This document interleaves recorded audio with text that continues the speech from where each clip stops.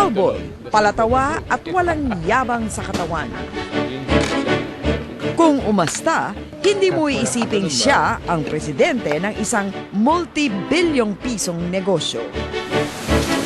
Si Dr. Cecilio Pedro, ang utak sa likod ng Happy Toothpaste.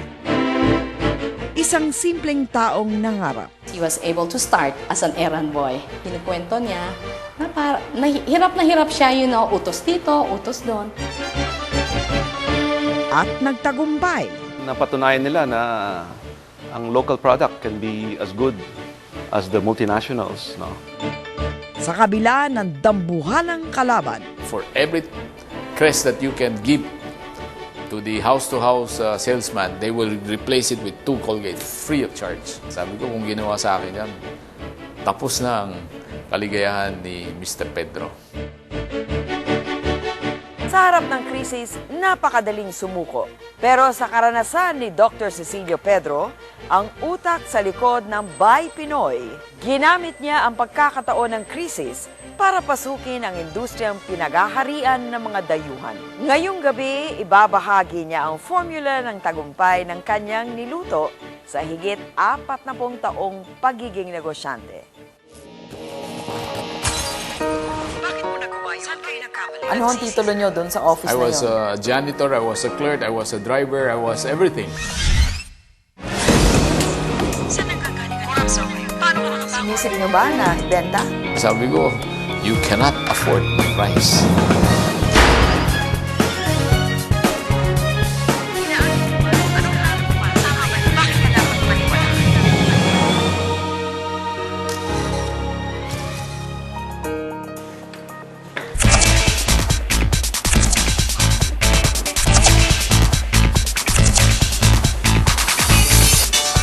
Sa maliit na pabrikang ito, 8,000 toneladang toothpaste ang nagagawa taon-taon. Kung pagsasamahin, maaaring mapuno ng toothpaste ang buong Araneta Coliseum. Sometimes we also import from Indonesia. Minsan ko nang napisita nung nagsisimula pa lang ang Lamoyan Corporation.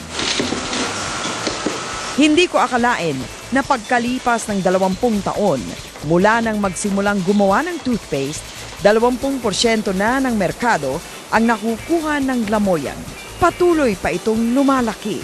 We are now selling in many countries outside of the Philippines. We are exporting to Vietnam, we're exporting to Saipan, to Guam, we're exporting to Middle East, we're exporting to Europe, we exported also to Russia. So we are hoping that one day we will be another multinational company as well. Laking Divisoria, maagang namulat si Cecilio sa sari-saring business. 當然咯，喺整個環境中咯，當中是生意啊，維修是生意，揸車係生意，當然伊出來也是做生意啊。 Edad na 8 taon, naranasan na ni Cecilio ang magnegosyo at matalo. I remember when we were selling ball pens. Yung mga ball pen, hindi nagsusulat. So we have to make some effort, to light up candles, to hit that ball pen tip, and let it write until it writes. So after that, we bring it to school, to class, and sell it.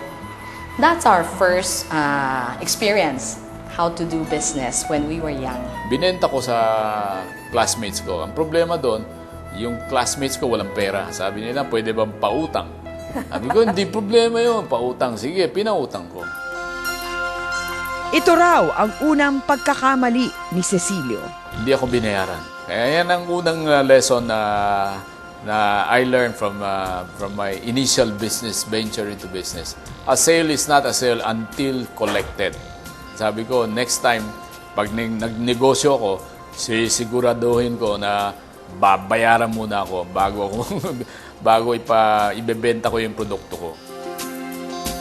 Nadala ang batang Cecilio. I talked to my dad. Sabi ko, Dad, nalugi ako kasi hindi ako binayaran. Sabi na, okay lang. That's a lesson you learn in business. We were supplying close to 30 million tubes a year. That's a lot of money. And, Ilan ho yung empleyado nyo? I had more than 200